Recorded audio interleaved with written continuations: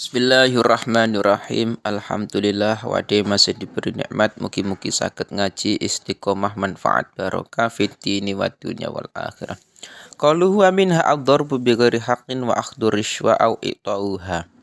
Ki membahas masih melanjutkan kemarin tentang maksiat pada tangan kita. Ini apa saja? Di antaranya wa minha lan iku tetep setengah sangking pira-pira maksiate tangan loro ad-darbu utawi mukul oleh mukul bi ghairi haqqin kelawan tanpa hak.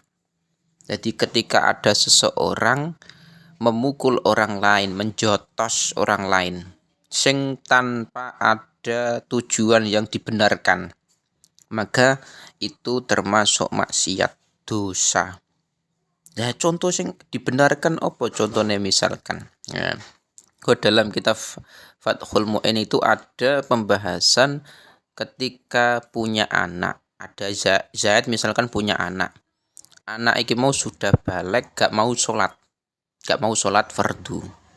Di elengke dinasihati tapi masih gak mau sholat. Nah, ini orang tua boleh memukul anak tapi yang tidak terlalu berlebihan. Yang penting mukul misalkan gunakno sapu. Nah, pokoknya yang penting itu untuk membuat dia iki mau sadar, anak iki mau. Lah itu gak masalah. Karena ada tujuan ben anak iki mau sadar supaya nih sholat. Tapi kalau pemukulan itu, kalau kekerasan itu memang tanpa adanya alasan yang dapat dibenarkan, maka itu tidak diperbolehkan. Wa akhdur rishwati lan ngalap riswah atau suap. Au i'tauha atau aweh suap atau riswah. Jadi menerima suap atau memberikan suap atau riswah itu tidak diperbolehkan. Jadi contohnya nih, Zaid terkena kasus misalkan, kasus narkoba. Terus dari pihak pengadilan, dari hakim itu asline itu misalkan dia mendapatkan hukuman 20 tahun penjara misalkan. Zaid terkena terkena kasus, terus di asline mau dihukum 20 tahun penjara. Tapi karena Zaid itu orangnya memberikan riswah atau suap, dia memberikan 15 juta untuk hakim nyogok suap supaya nih hukumannya ki mau dihilangkan atau diringankan. Lah itu nggak boleh. Itu termasuk salah satu bentuk maksiat. Jadi Zaid memberikan 15 juta kepada hakim. Terus akhirnya aslinya hukumannya ki mau 20 tahun, akhirnya berkurang menjadi 5 tahun atau malah hilang sama sekali. Bebas. Nah, itu termasuk riswah, yang memberikan uang suap itu ya haram, yang menerima juga haram. Itu bahaya. Wa ihraqul hayawani lan ngobong hayawan. Membakar hewan itu tidak diperbolehkan. Tidak diperbolehkan. Jadi misalkan ada kewan misalkan kayak contoh ayam. Terus kita bakar hidup-hidup, itu nggak boleh. Beda kalau sudah disembelih, ayam disembelih sudah mati halal, terus dibakar dimasak, nggak masalah. Tapi kalau hidup-hidup terus dibakar itu tidak diperbolehkan, karena nanti menyiksa itu. Ila ida ada kejaba ing dalem nalikane gawe piloro sapa hayawan wa ta'ayyana lan dadi tertentu apa Wada'ayan lan dadi tertentu apa ikhraq tarikon apane dalane fitafi ing dalem aweh. Ing dalem nolak. Jadi ketika memang hayawan tersebut kok menyakiti kita dan membakar adalah solusi, satu-satunya jalan untuk menolak hewan tersebut, itu enggak masalah. Contohnya kan ada semut. Nah, semut itu banyak sekali. Lah, ini semut ini berbahaya sekali. Iki nek nyokot atau menggigit kita itu sakit. Jadi coro semut iki mau membuat resah, membuat menyakiti lah. Semut iki menyakiti kita. Nek nyokot iki loro banget. Nah, misalkan. Terus satu-satunya jalan yang hanya bisa kita gunakan adalah dengan membakar sarang-sarangnya semut, sak semut-semut iki mau. Itu dibenarkan, itu enggak masalah. Kalau memang semut itu menyakiti kita dan satu-satunya jalan adalah dengan membakar, itu enggak masalah. Tapi kalau masih ada cara lain, itu gunakan cara lain. Misalkan rumahnya kebak semut, terus kita sapu bersih, kita buang jauh-jauh, wes sudah beres, ya wes nggak perlu dibakar. Tapi kalau memang tidak ada solusi, nah, satu-satunya hanya dengan membakar, ya wes itu nggak masalah, Imam. Terus wal muslatu lan menyiksa bil hayawani kelawan hayawan. Nyiksa kewan misalkan. Jadi gak dibakar tapi disiksa.